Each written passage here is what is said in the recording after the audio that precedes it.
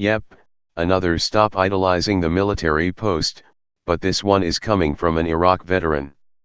Look, when people thank me for my service, I know that most of the time they think they mean well and I'm not really bothered by it.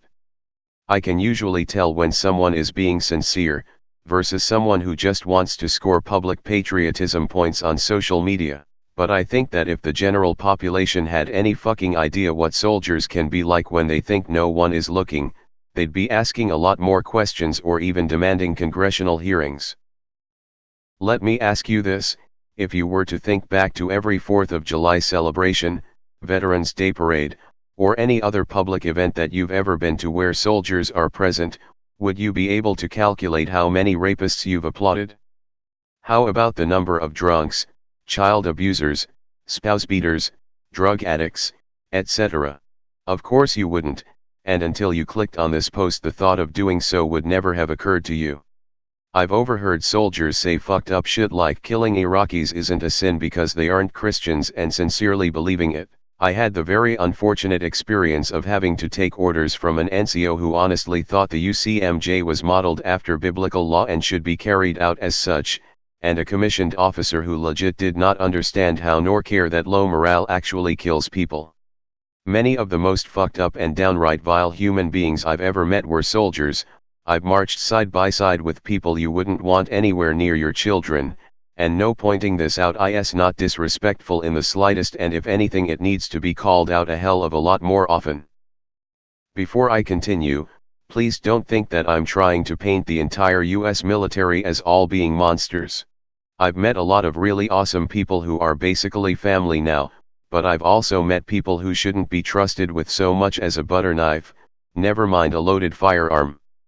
The thing about the military is that it's very difficult and time-consuming to get rid of problematic people, and if they ever do they typically only do it out of fear of public backlash. Remember that Marines United Facebook scandal? I promise you that the Marine Corps wouldn't have given a shit if it didn't make the evening news. There are probably about 100 Facebook pages out there just like it or worse. The entire US military only really started publicly cracking down on sexual assault and harassment when the Invisible War hit theaters, and I know that for a fact because I was still in the Army when that happened. We started getting briefings on the subject practically every week, regulations and orders coming down from pretty high up the ladder, too. The only thing our military hates more than budget cuts or terrorists is bad press. And before you go on about that's why women don't belong in blah blah blah, you should know that a 2015 study done by Human Rights Watch has confirmed that male victims in the military outnumber female victims. That's right, the US military is the only environment outside of prison where men get raped more often than women. And it's almost exclusively by other men. Do I regret enlisting?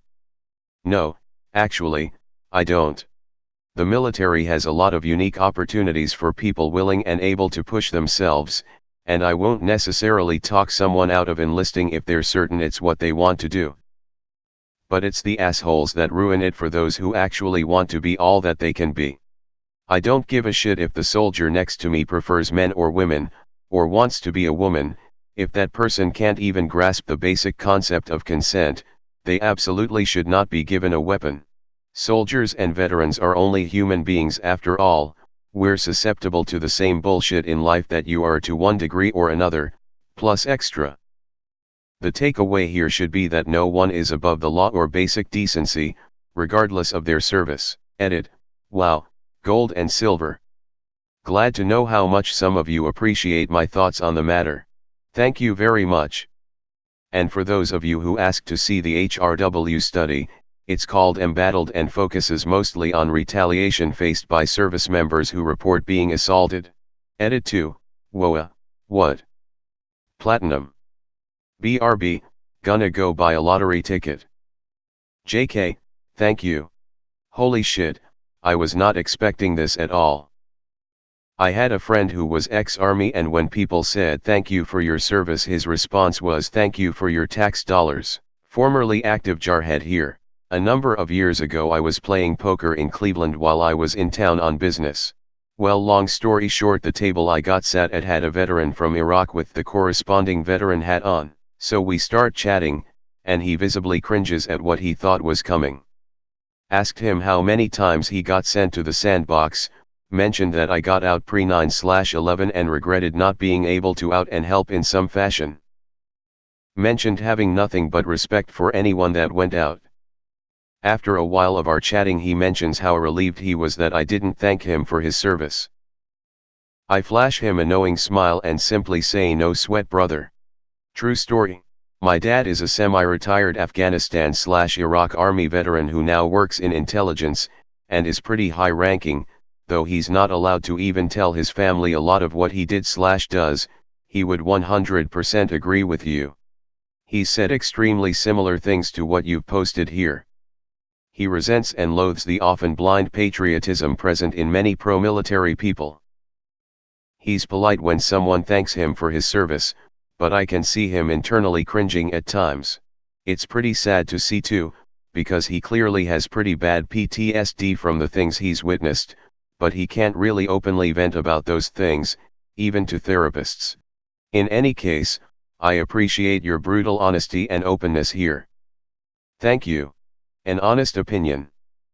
I think there are a lot of people who need something to look up to, and the military is that thing for many. It's probably not a popular perspective, but I think it's more real. You mentioned that you detect the most insincerity when people sort of forcefully make a big show of it. What do you think of the big military appreciation spectacles that prelude every type of professional sporting event? And on that note, what does a vet such as yourself make of the Colin Kaepernick hullabaloo? Appreciate this post. People in Northern Ireland don't like the military at all, probably because not too long ago they were marching through our streets kicking down doors and all that. Don't have an opinion on topic, but I like how this post is well written. Get my upvote. I appreciate the way you've written this post. Living in a southern state, a lot of people I come across in my community have idealized the military, the people who enlist, and even their families and wives. When American Sniper was released, it was a huge deal here, but if any news articles about Chris Kyle dared to be anything other than glowingly positive, there would be some major backlash. I have often wondered what fuels the intense idealization of the military that I witness in the area I live in. Is it movies? A sense of patriotism? Naivete? All of the above. I wonder if the higher male-to-female rape victim ratio is true only because about 90% of Marines are male. Regardless, it's a terrible thing, and I appreciate how well this is written, and what a valid point it brings up. Thank you for saying the truth even when it is often considered blasphemous in American culture. Most of the women I've talked to that were in the military, Navy mostly, were inevitably sexually harassed or assaulted. My ex was raped when she served in the Navy, which inevitably gave her severe depression because nobody did shit about it. She inquired about seeking a therapist or somebody to talk to, but she had to wait 3 months, and by then she was already spiraling. She got discharged for smoking too much weed and drinking. Sadly, this person who raped her caused her depression, which eventually led to us breaking up. I wanted to be there for her, but she pushed me away. Many soldiers in the military are fucking scumbags, and I don't think there is anybody that can convince me otherwise. One of my nephews is in the army, and way too many people coddle them. For instance, you don't need to pay for their meals or give them gifts when you see them dressed in their required uniform in public areas and at events.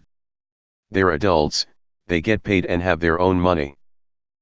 Also, what's up with all these multi-billion-dollar veterans medical charities? They already have guaranteed government health care.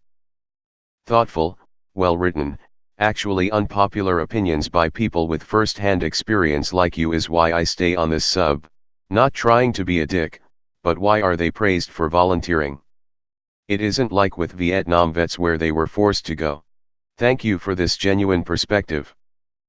It's so rare that someone can find something so raw on the internet, an actual person trying to talk and not some rando ploying for attention. I will not thank you for your service, but instead for your willingness to share. Thank you. My thoughts exactly.